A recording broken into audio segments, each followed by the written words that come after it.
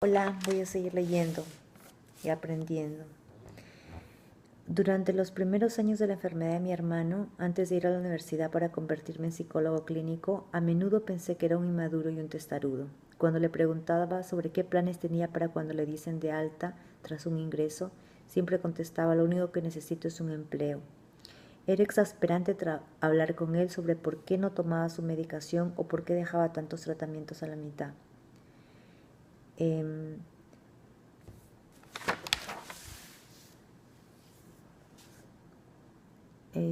Puede ser que un individuo sea consciente de algunos o todos los aspectos de su enfermedad mental, pero puede ser que lo clasifique de otra forma. Puede decir: tengo un problema nervioso, o me han hecho brujería.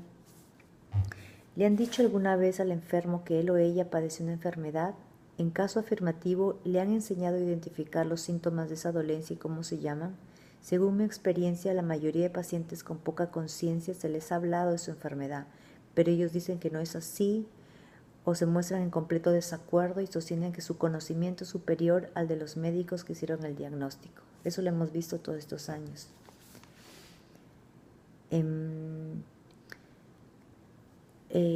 Estudios finales han comprobado que pacientes con enfermedades mentales, en realidad,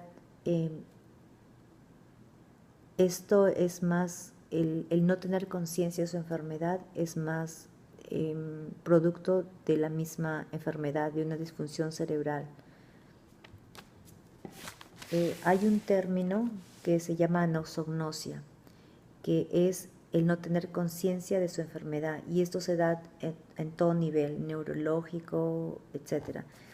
Y, por ejemplo, cuenta sobre una persona que había tenido un accidente y que había tenido una lesión en el lóbulo frontal, en el cerebro, y estaba paralizado.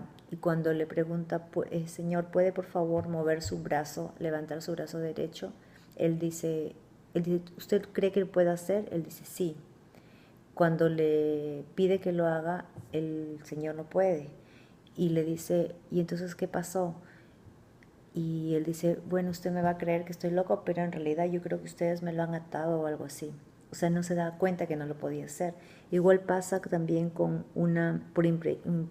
otro caso que dice: por muy increíble que pueda parecer, una persona que quedó ciega por una lesión cerebral no sabía que estaba ciega. Pensaba que alguien había apagado las luces. Eso es anosognosia, no tienen noción de la enfermedad misma. A otra persona le dicen: ¿usted cree que puede dibujar, una persona con una lesión también en el cerebro, ¿usted cree que puede dibujar un reloj? Le muestran el reloj y la otra persona dice: sí, yo creo que lo puedo hacer sin problema. Y cuando lo dibuja así. Entonces, después le dice: por favor, observe bien su dibujo. Y entonces la persona dice: yo creo que me han cambiado este dibujo, esto no lo he hecho yo. Así es como de eso se trata la anosognosia, que no tienen conciencia de lo que está pasando. Dice: el paciente con anosognosia puede ser consciente o conocer su déficit de memoria y en cambio ignorar la parálisis. Por eso es que algunos pacientes con enfermedades mentales reconocen algunos de sus síntomas pero ignoran otros. Es decir, la escasa conciencia de la enfermedad está más ligada a la función del lóbulo frontal que a un problema más generalizado de la función intelectual. Resumiendo, estos resultados apoyan firmemente la idea de que la poca conciencia de la enfermedad y el consecuente rechazo al tratamiento son más el resultado de una disfunción cerebral que una elección fundada.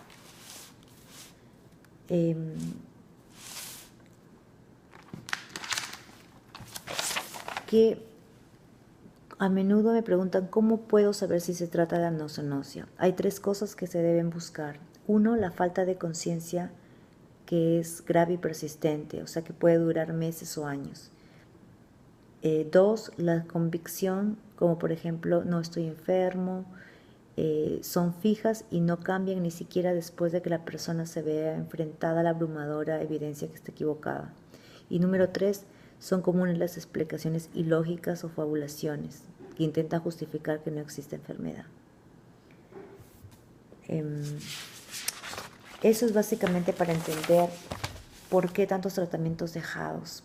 Es para entender por qué, porque puede ser que reconozcan unos síntomas, pero no otros.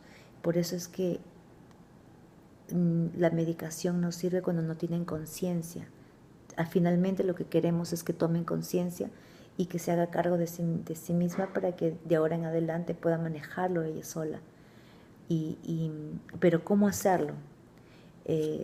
Acá justamente este libro explica que puede haber una rehabilitación cognitiva y hay técnicas y cosas en las que se deben enfocar más que en el hecho de que le digan tienes que tomar la medicina, tienes que tomar la medicina, tienes que hacer esto, tienes que ir por este camino o llevarla siempre en la mano. Bueno, ya después les sigo leyendo cuáles son la rehabilitación cognitiva que sugieren y cuál es el papel de la familia o de las personas a su alrededor para ayudar que eso suceda. ¿Ok? Ya les paso las siguientes partes.